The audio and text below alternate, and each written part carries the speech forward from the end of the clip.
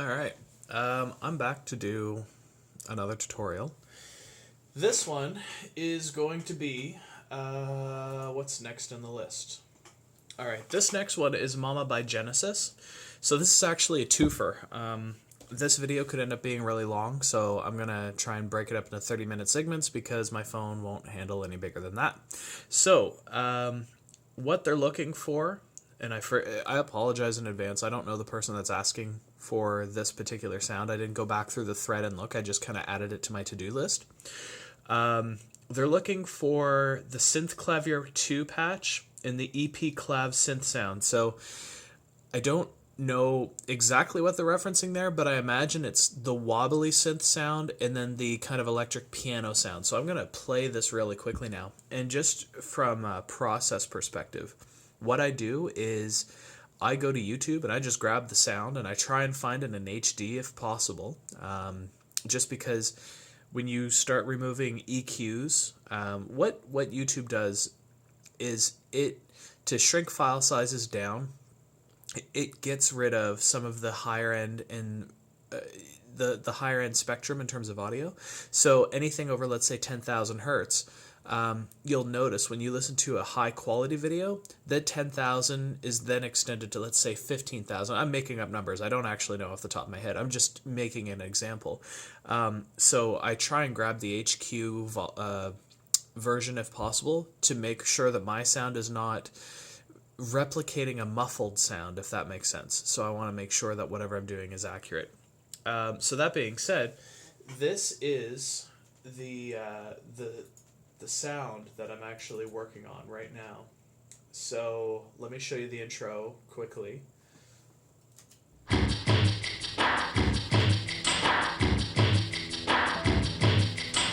So that... Actually, let me stop that really quickly. That drone E note in the background is not the sound I'm working on. It actually starts off being like it's a G, F sharp, D sound. So, and it's wobbly. It's got an LFO at the beginning. So I'm gonna start working on that one first.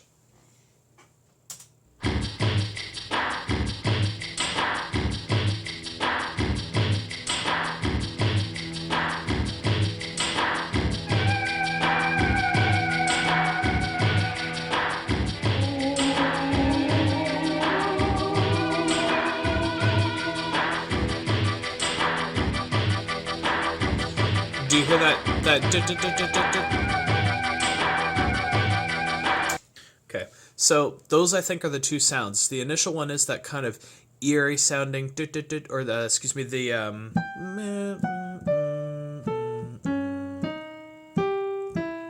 that one, and then the second one is the kind of the choppy. So I'm gonna start with the first one. That one. So one thing that I noticed right away just listening to the sound, and actually what I'm going to do, and this is something that I'm finding I do more frequently now as my sound designing or sound development goes, is I tend to take specific pieces of the song. So I'm going to take a part of the song and actually just cut it out entirely. So what I do in my editor,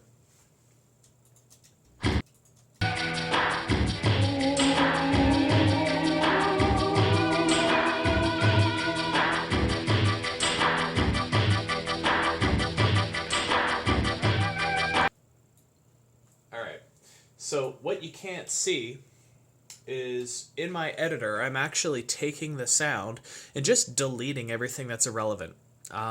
Sometimes I'll listen to the song in its entirety to see if there's other examples of the sound maybe isolated. I did a quick search for stem tracks to see if there was a stem for this one. And when I say stem tracks, I'm just talking about isolated individual or independent tracks. Just to see if, there's a drum track by itself and a bass track. And in a lot of cases, what will happen is you'll find synth or keyboard tracks independent from everything else. And it just helps you get things to be a little bit more accurate when you're trying to replicate a particular sound. So in this case, I couldn't find any of those. So I'm just going to go in and actually delete all of the erroneous stuff. And, or not erroneous, rather, but just superfluous, unnecessary things. and I'm just going to isolate what it is that I want to focus on. So initially it's going to be that kind of eerie, wobbly sound. And this intro is unnecessary as well. So I'm going to zoom in. And again, you can't see this because it's on my computer. There. So everything up to that point can go. I kind of did a bad job of cutting it there. There we go. So now I have a short little clip that I can listen to frequently.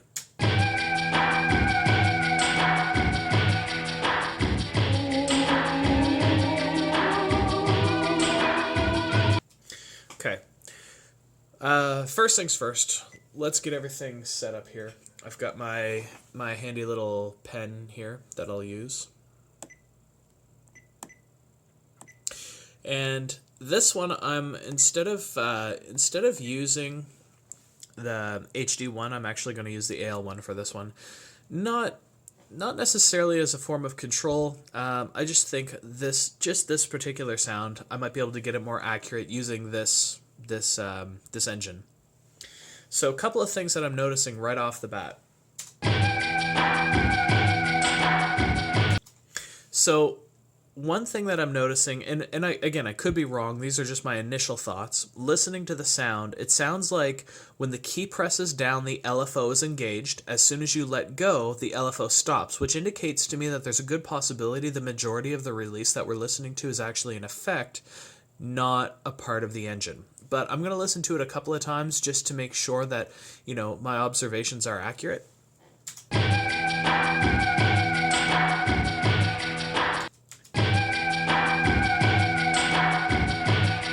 Okay, so when I listen to it again a second time, it actually does kind of sound like I was incorrect initially. It sounds like the LFO continues on even after letting go. So that indicates to me that the LFO is not effects-based, but engine-based. And so what I'm talking about is in your LFO, your LFO, whenever you let go of the key, your LFO, unless it has a particular kind of release, will actually tend to stop immediately. And so the effect will just play back whatever it last captured. In this case, I'm not hearing that. I'm actually hearing the LFO continue, which indicates to me that we've actually got a situation where, our attack is, I'm going to estimate 40. Our release is pretty long, and I get the impression that it's not linear. It sounds like it's fading out quickly and then kind of hanging in. But these are just kind of rough numbers to start with. Okay. Another thing I'm noticing right away is you'll notice that this attack is getting too loud and then too quiet. So it's either this is going to come down or this whole sustain level needs to rise up. I feel like it's actually the attack that probably needs to come down. So I'm going to bring this down a little bit. I'm going to bring it down to like 80. And let's see if that's a little bit better. Okay, so first things first, I want to make sure that my attack is actually correct. So I'm going to kind of compare it. It could be that my sound's getting too loud too quickly, or that their sound is, or rather my sound could be too slow as well. So I'm going to listen back and kind of just do an A-B comparison.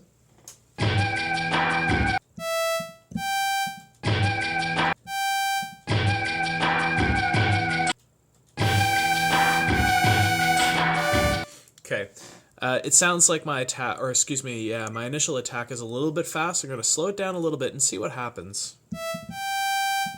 And that feels better. Like what I often will do is I imagine myself playing the keyboard as I'm hearing the sound, and this is going to sound totally bizarre, and I know how weird it's going to sound as I say this.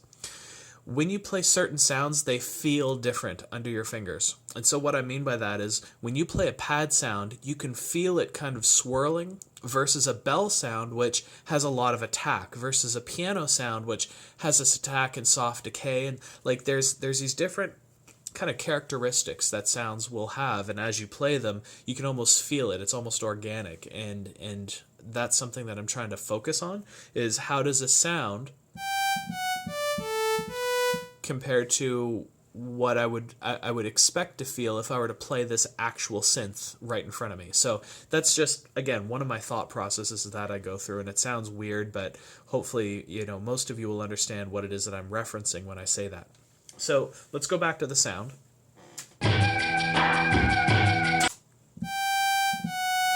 So I'm pretty comfortable with that, but my attack feels like, or excuse me, my release feels like it's a little bit fast. So I'm going to slow this down a little bit. Let's try 66. No, that already feels too slow.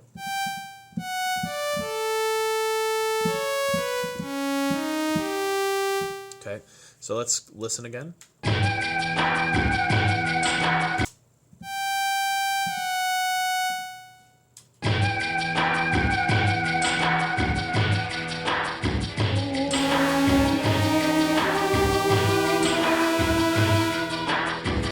So initially, I think that's okay.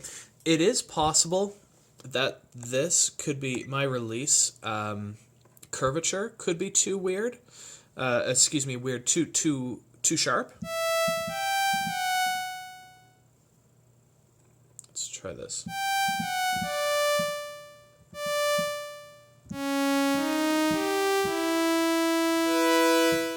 All right, that feels okay. I'm pretty comfortable with that, and I'm going to leave it for now until I start modifying the sound. When I start modifying the sound, it's possible that I might come back and change this later. I was thinking about another thought process that I go through when I create these sounds, and I'm noticing a trend in that what I tend to do is I will get the ADSR first. I will try and get to, let's say, within 80 to 90% of the sound. So it tends to go ADSR, timbre, or so how the sound actually replicates the original, effects, and then I tend to go back through and do kind of another redo just to modify and tweak what I've got. So it's kind of like a 3-step process where step 1 is do ADSR, then the sound, like how the timbre, what it actually kind of sounds like, so adjusting filters and so on, and then adding effects. My step 2 is to go back and refine all of those steps, and then step 3, which I don't always get to because it's dependent on time, is to walk away from the keyboard entirely, maybe start working on a different sound, and then come back to that sound later and see if it still sounds as close as I originally kind of anticipated it did. So if I were to categorize my sound creation, I would say that's probably pretty accurate to what I'm trying to accomplish there. So less me talking, more me making stuff. So let's take now a listen at the actual timbre itself. And I really hope I'm pronouncing that right. I always read it online as timbre or timbre, but I think timbre is probably more accurate. So first things first, I'm not really comfortable with the oscillators that are there. This is real buzzy. And so I'm going to try a couple of different things. I want to go back and listen to see if there's certain characteristics of other waveforms. So let's take a listen.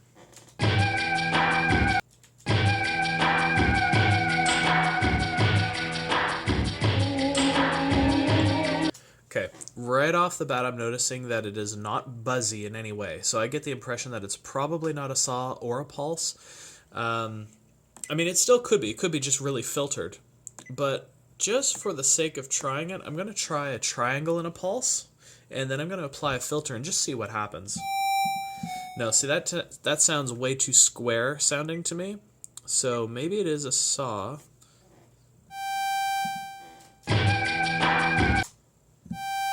Yeah, that's not too bad. Let me see what happens when I put on a filter. And so one thing that I wanted to point out, and I kind of briefly mentioned this in another video, I'm going to change the frequency here. So what is the difference between like a low-pass filter that is a single pass or a 12 decibel versus a 24? And what I want you to focus on is this curve. So watch what happens when I change it to 24. 24, it's a lot more aggressive. It's a sharper curve. So if we go to single, this is a 12 decibel per octave curve. And so it's literally meaning exactly that. In 1 octave of sound, how many decibels is it dropping? So if we were to say from here to here is an octave, that's negative 12 decibels. From here to here is another octave, that's another 12 decibels, and so on. So if I go to 24, you'll notice it's actually a sharper curve indicating that it's dropping from here to here. If that was 12 decibels before here, so let's say from here, from my cutoff filter point to here, if that's 12, this should be 24, and you'll notice that's pretty darn accurate. So if you look at the point here, it's just above the cross. If I go to 24, it's just above the second cross. So you can see it's actually doubling from this point, this 1K point, how far down it goes. So that's just a digression, but I wanted to explain the difference between a low-pass filter that's 12 dB per octave versus 24 dB or 4-pole. Okay, so let's take a listen now. I'm just going to move this a little bit.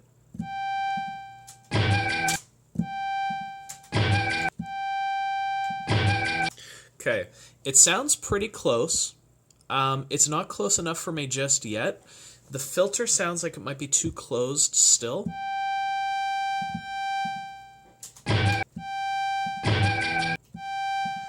Okay, so I'm pretty comfortable with that for the time being. There's still some sort of harmonic resonance of some kind going on, so I might take this, the resonance, and actually boost this up just a little bit. And what this resonance does is it actually adds this peak. And what this peak does is it's basically giving you a certain range that it's going to highlight.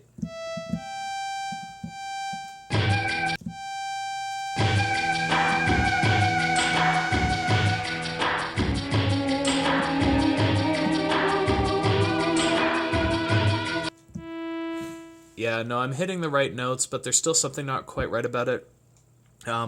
There's a vowel-y or a vocally sound that's kind of added in there somewhere as well. So I'm going to come back and revisit this later. Next thing I'm going to take a look at is actually the oscillator for my common pitch. And what I'm looking at here is my LFO. And so what I want to do is I want to adjust my LFO to include this wobbly sound. So let's turn this on a little bit. And so what we're doing when we're adding the intensity is we're saying how much wobble is it going to have. So if I were to put this at 1.0, it's going from an intensity perspective. This is saying how much of the pitch are we actually adjusting. So if I were to make it 2.0, what it's saying is it goes up point or at 2.0, which you can think of as two semitones, and then it goes down 2 semitones because the LFO is controlling it. So in theory, it's 2 semitones wide. If I were to look at this, here's the way I can explain it. If this is your natural pitch, this is +1, this is -1. So we've got a 2 semitone variance from top to bottom. And that's what we're talking about when we're discussing, whoops, I went to the wrong spot. When we're discussing what this intensity is referencing. So I'm going to try 0.5. It's a lot more subtle. I think it's still kind of fast.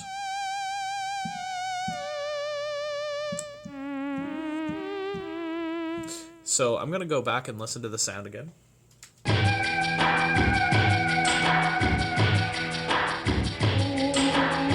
Okay, so this is way too much. So I need to bring this way down because what I'm hearing in terms of this LFO is a lot more subtle than that.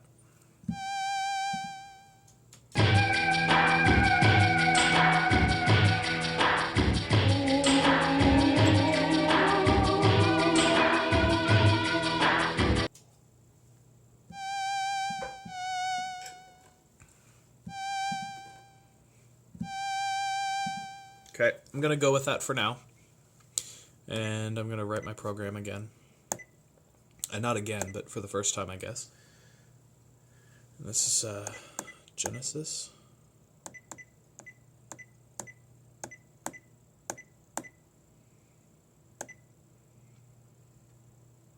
And what should I call this? Wobbly synth? There we go. That sounds good. All right. So far, so good. So we've got the wobbliness.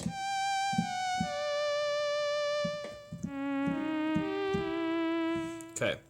Right away, I feel like the triangle isn't working. There's something weird about it. I don't know if it's too square. I need this kind of vowel-y sound.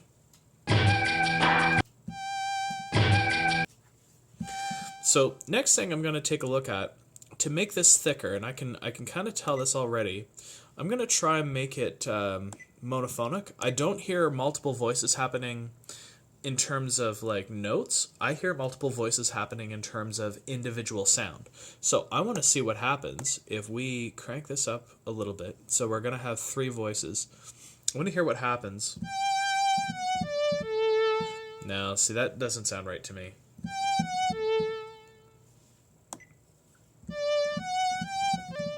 No. So it's polyphonic for sure. Okay. I'm going to add a second oscillator here. So I started off with one. I'm going to grab a second one. And there we go. And I'm just going to duplicate this. So I'm going to copy the ESX oscillator from 1 to 2. I'm just choosing my current program. So I'm saying I want to grab EX1. I want to grab it from this program, and I want to put it in EX2. There we go. Okay.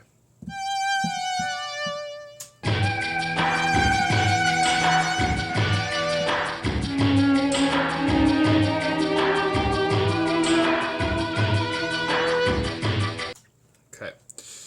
Something else that I need to do is I feel like our LFO is maybe a little bit fast, so I want to slow it down just a little bit too. So I want to see what happens when I throw it on 60. Now keep in mind I'm doing this for EXI1. Everything I do for this one I need to do for EXI2 as well. Here.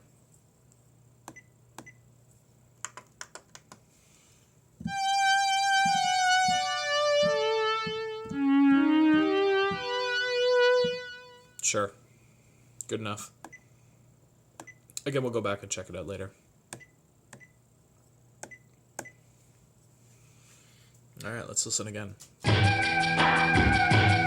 Okay, honestly, the more I listen to this, the more it sounds like a vocal sample. It may not be, and I'm going to make an attempt to see if I can get it kind of close, but the more I'm listening to this now, the more I'm almost not convinced, but thinking that it could be a vocal sample somehow or something similar. So I might come back to that, but let's see what we can do with what we've got for now.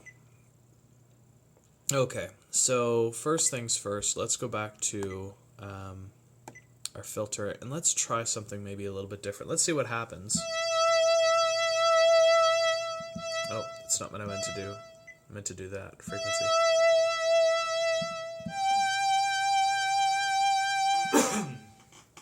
Okay, so I'm going to try this. Let's turn the resonance up.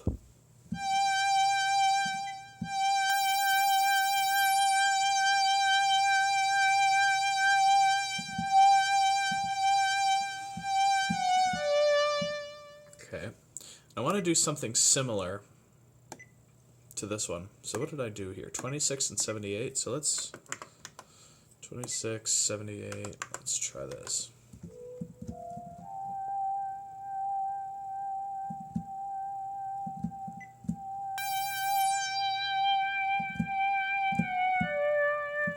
Okay, so you might be asking, why did I increase the resonance and why am I changing the filter here? My thought process is this has a vocal quality. What are some of the qualities that the human voice has? And resonance and harmonics are two really, really big things. So what I wanted to do is I wanted to take it out of the 5,000, 6,000, 7,000 K range in terms of frequency. So up here, the human voice doesn't tend, yes, the human voice does have frequencies that high, but this is a synth sound ultimately we're working with. So I wanted to try and cut some of that away. And I increased the resonance to try and increase some of the harmonic values at a particular frequency. So if we listen,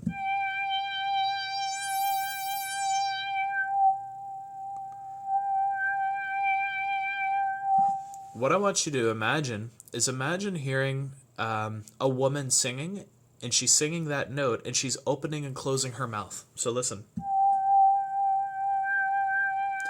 So here she's saying wah.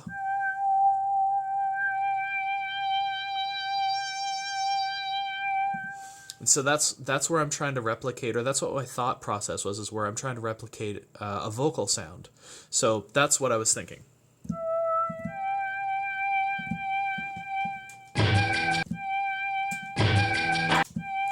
And it actually kind of sounds a whole lot closer. There's still tonally something different. But let me open up this filter as well.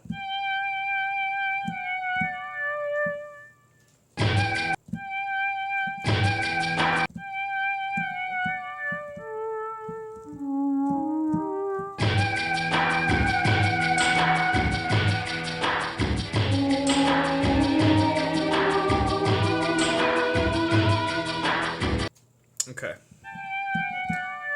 That sounds way better to me, but now what's happening is I feel like the low end is kind of empty, like it sounds shallow, almost like I put a high pass filter even though it's a low pass. Like it's this weird thing that's happening. So what I want to do is I actually want to go to my common EQ, and I want to raise the bass just a little bit.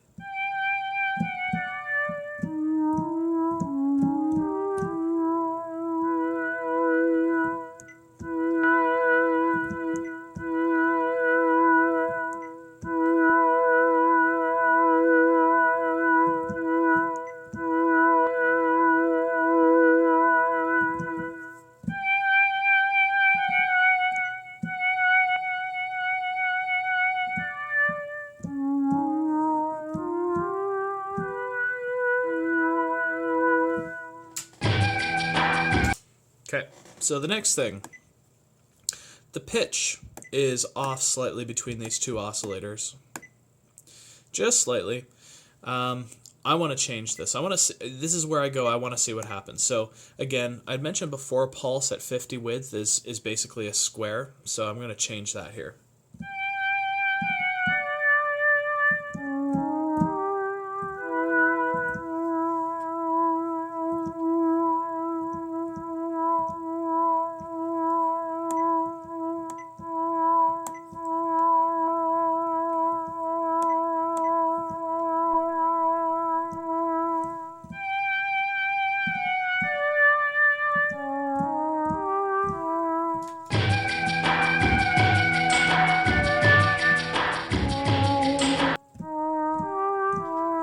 Okay, I'm way closer now just by making these changes. And again, one of the big things that I tend to do is I tend to think to myself, if I were to make this change, does it sound closer now than when it did when I started? And constantly, like a feedback loop, I'm coming back and going, does it sound better than it did? Does it sound closer than it did?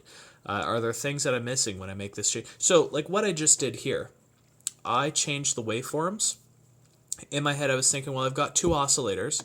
I'm getting a certain tonality out of the... well, I keep hitting the stupid thing here. Sorry about that.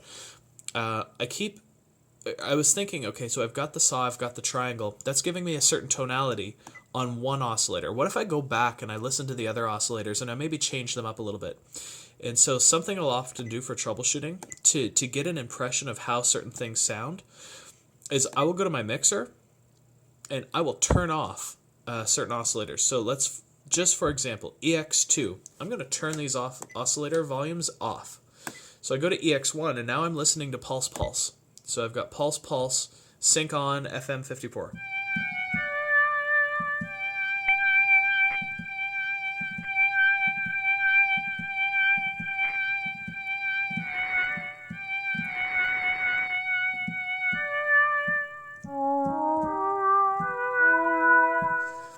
Okay, so that gives me a specific sound, that kind of vocal quality. And I'm going to go back and tweak this later, but for now, let me turn these off and go back to EX2 and turn these on so you can hear what these sound like. Excuse me. There we go.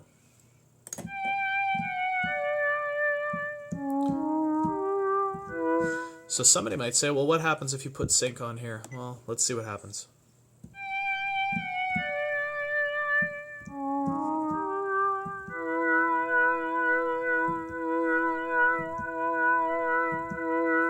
sounds like it brightens it up a little bit.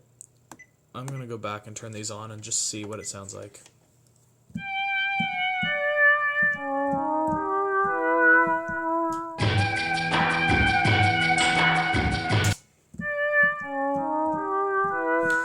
Yeah, you know what? I think it sounds fine. Let me save, because we've definitely got it closer than we had it. The next thing I'm going to take a look at is actually the effects.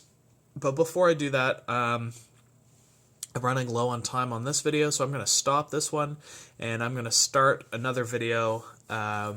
So stay tuned for part 2.